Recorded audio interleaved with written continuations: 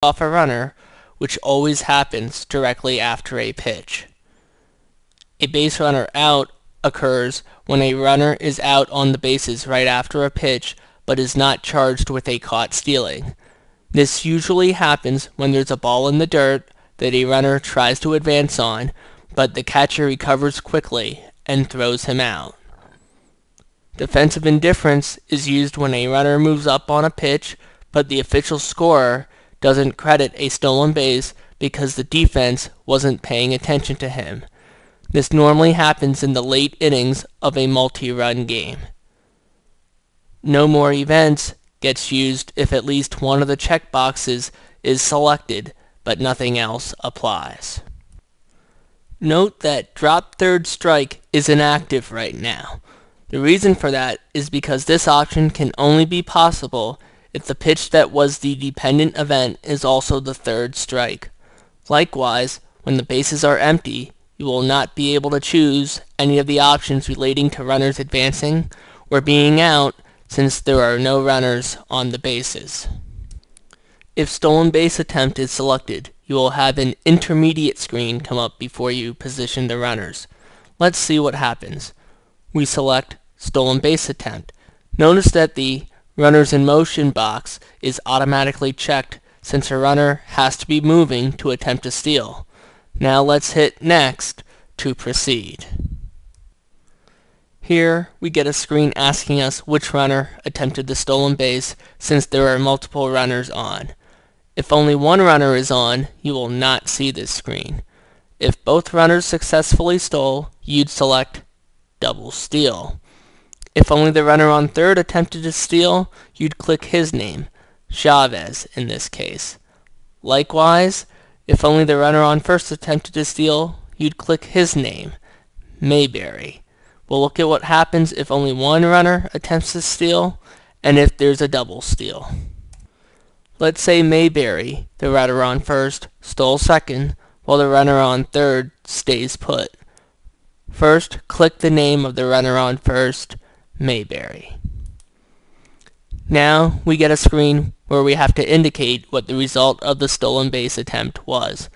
Stolen base and caught stealing should be self-explanatory, while caught stealing plus error gets used if the runner is charged with the caught stealing but isn't out because of an error that was committed. Here we said Mayberry stole second, so we choose stolen base and hit next. Now we get the runner advancement screen. First note that the advance type is set to be stolen base and cannot be changed. Second, the runner on first is already advanced to second since we indicated that he gets a stolen base. This shouldn't be changed. Now we do have to indicate what happened to the runner on third. In his drop down, select that he stays on third. Everything's all set now, so we hit next. There are no more events, so just hit enter to choose that, and we're done. I've now reset things to show what happens in the event of a double steal. When there's a double steal, just hit the double steal button. You now skip ahead to the final confirmation screen as the software will advance both runners one base automatically. We select no more events and we're finished. There will be times when something happens to a runner without a pitch being thrown. The majority of the time, this will be a pickoff attempt by the pitcher. To indicate something happening to the runner without a pitch being thrown, click on the square by the base the runner is occupying. The name of the runner appears, and if you move the cursor slightly to the right so that the runner's name is highlighted, there are four options: stolen base attempt, pickoff attempt pitcher, balk, and defensive indifference. Only use stolen base attempt or defensive indifference here if the advance attempt came without a pitch or pickoff attempt being made. Let me repeat that because it is important. Only use stolen base attempt or defensive indifference here if the advance attempt came without a pitch or pickoff attempt. All attempts to advance on a pitch must be entered as a dependent event.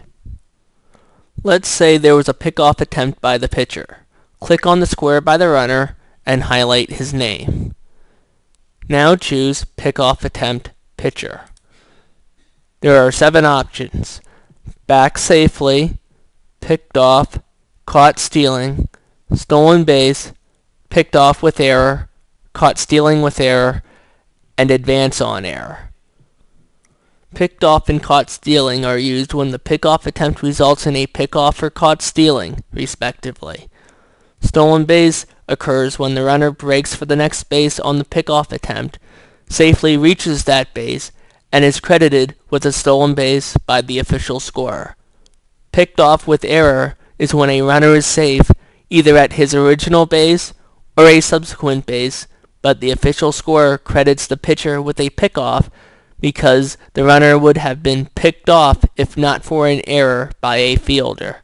Similarly, caught stealing with error is used in the same situation as picked off with error, except that now the official scorer has called the play a caught stealing as opposed to a pickoff. Advance on error is used when the runner advances on an error during a play involving a pickoff attempt, normally because the pitcher's pickoff attempt was wild. The vast majority of the time when there is a pickoff attempt, the runner is just going to get back to his original base. When this occurs, we select back safely. Conveniently, back safely is the default here, so back safely will be selected if you just hit enter on this screen. Lastly, you get the final confirmation screen.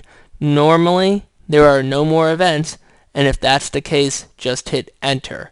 This is nice because if you have a routine pickoff attempt where the runner gets back safely, you can just hit enter twice after selecting pickoff attempt pitcher to enter the play. I will demonstrate this now.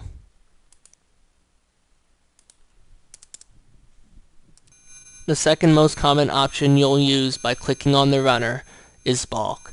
If this occurs, just click on the runner and select balk.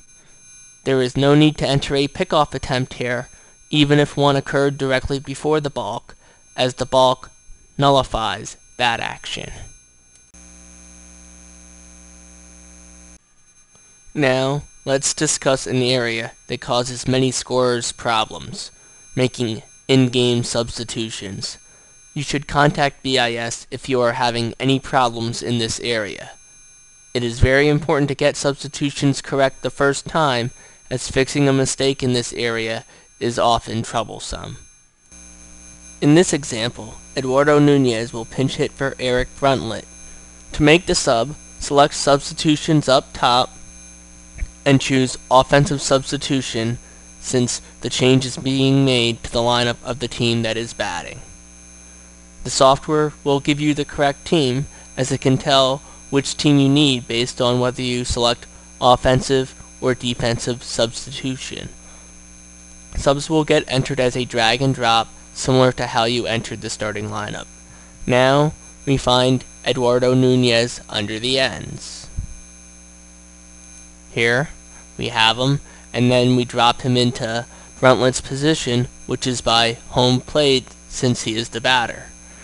If you had a pinch runner instead, you drag the sub to the name of the runner he is replacing, which should be by the base that the runner is occupying. Once the needed change is done, hit next, and the sub is made. Now we can see that Eduardo Nunez has replaced Eric Bruntlett as the batter. An excellent feature of the software is that once the half inning ends, it will prompt you for a defensive substitution for the Yankees and won't let you proceed without making one.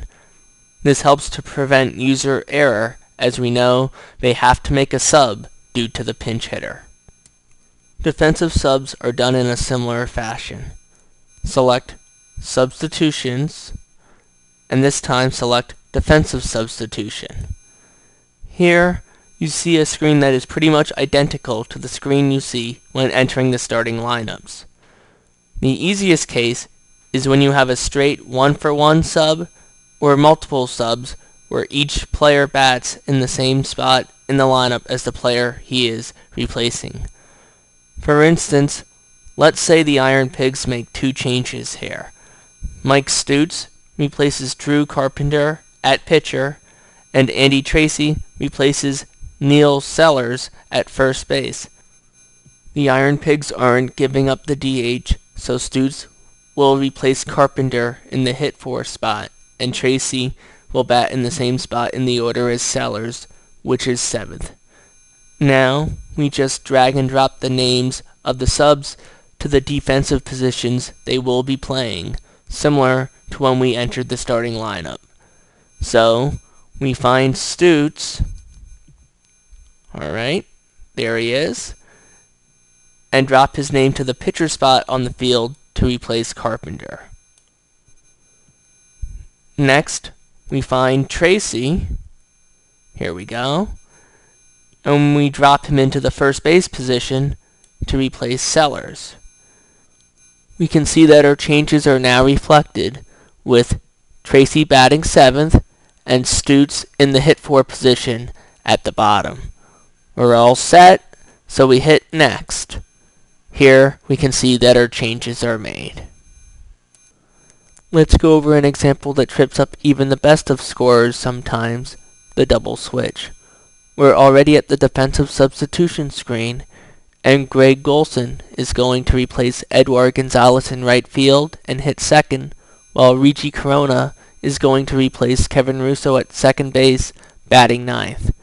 This is not a straight 2-for-2 switch like in the previous example, as Gonzalez is batting 9th, while his sub will bat second, and Russo is hitting second, but his sub will bat 9th. Therefore, we have the dreaded double switch. The simplest approach to this, resulting in the least chance of error, is to start off by removing all players from the lineup who leave the game when a double switch occurs. So, I'll click Russo and select Remove, and I'll click Gonzalez and select Remove. As you can see, both players are no longer in the lineup. This will result in 2 unoccupied spots in the field, second base and right field. If you remove the correct players, the unoccupied positions will always correspond to the positions that the subs will be playing. Now we drop the subs into their positions. So I find Golson and drag him to right field. The software will ask where he bats in the lineup since multiple spots in the batting order are unaccounted for. I said before that he was going to hit second, so choose second. Likewise, I'll drop Corona into second base and select 9th as his spot in the batting order.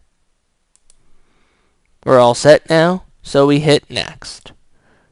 As you can see, we successfully made our double switch.